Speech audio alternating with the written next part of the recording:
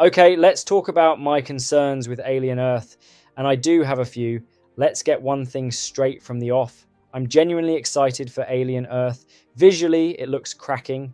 The atmosphere, the creature design, and the ambition behind the concept all seem bang on. Noah Hawley, who gave us Fargo and Legion, clearly knows how to build worlds, and this series could be something special. And it's a pretty big but, I've got some concerns. Not trying to be negative for the sake of it, just speaking as someone who's loved this franchise for years and really wants it to be done right. Some of these worries might end up being nothing, and I really hope they are. But a few things aren't quite sitting right with me at the moment. Let's talk about the timeline trouble. We've been told Alien Earth is set in 2120, 2 years before the original Alien and the doomed Nostromo mission. That's all well and good, until you hear what Hawley said in a recent interview. I think we exist somewhere around Aliens, around the James Cameron story.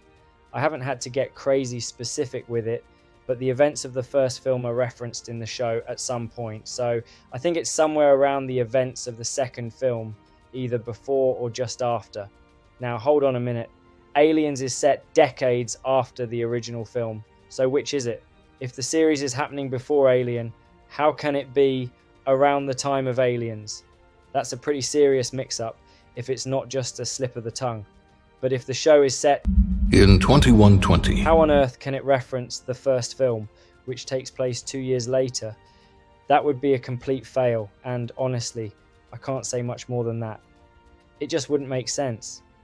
Maybe the idea is that the Maginot sets off in 2021 to retrieve some alien cargo, and things spiral from there. Could work, but even then, there's a massive knock-on effect. In Aliens, Ripley has to fight to convince Weyland-Yutani that the Xenomorphs are even real. They act like she's off her rocker. So if the events of Alien Earth reveal aliens on Earth decades before that, doesn't that completely break the logic of the entire saga? Not to mention Alien 3, where Ripley sacrifices herself to wipe out the Xeno threat. If they're already knocking about on Earth years before that, her entire arc loses its meaning. Bit of a mess, isn't it? The show will be too flash for the timeline. Here's another one, the tech.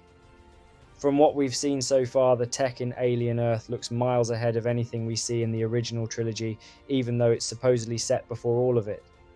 I know, maybe other companies are more advanced, or they're going for a more stylized future.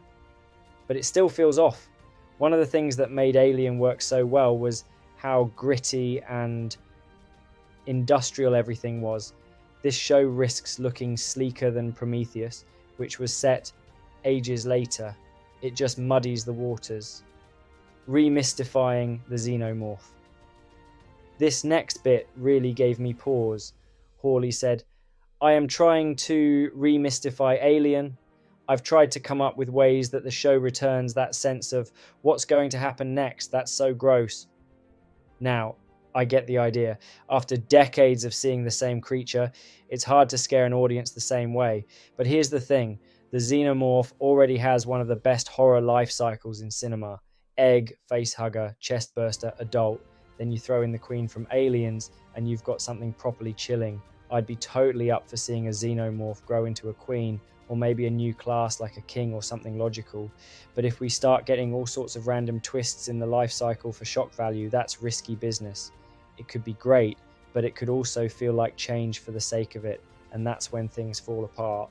There's also talk of new creatures like the Teolis, those weird jellyfish parasites that apparently enter through the eyes. Now that's fine, totally cool with new monsters if they're well thought out.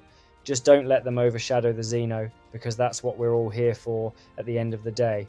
And then we get to Sir Ridley, legend of course, but recently he said, "The beast is cooked." Honestly, that worries me. He created one of cinema's greatest monsters and now he thinks it's done. If that attitude filters into the show, if the Xenomorph is treated like an afterthought or swapped out entirely, we've got a problem. The last thing I want is Blade Runner with Aliens Alien. That whole neon-soaked existential sci-fi vibe is great for Blade Runner. But Alien is supposed to be grimy, claustrophobic, and terrifying. Keep the vibe separate, please. Despite all these concerns, I'm still genuinely excited for Alien Earth. The series looks like it has loads of potential, and I really want it to succeed.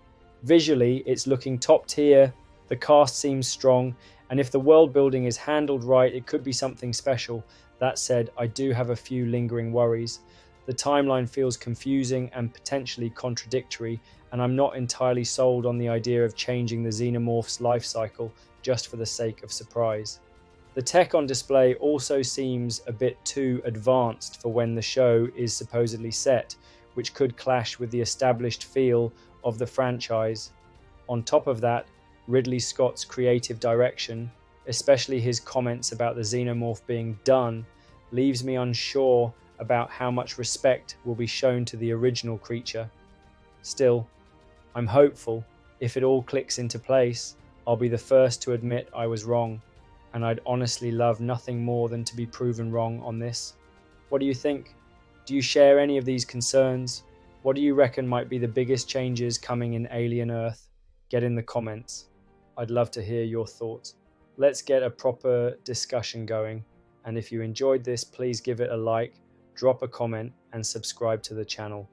I'm working my way towards 1,000 subs, and every bit of support helps more than you know.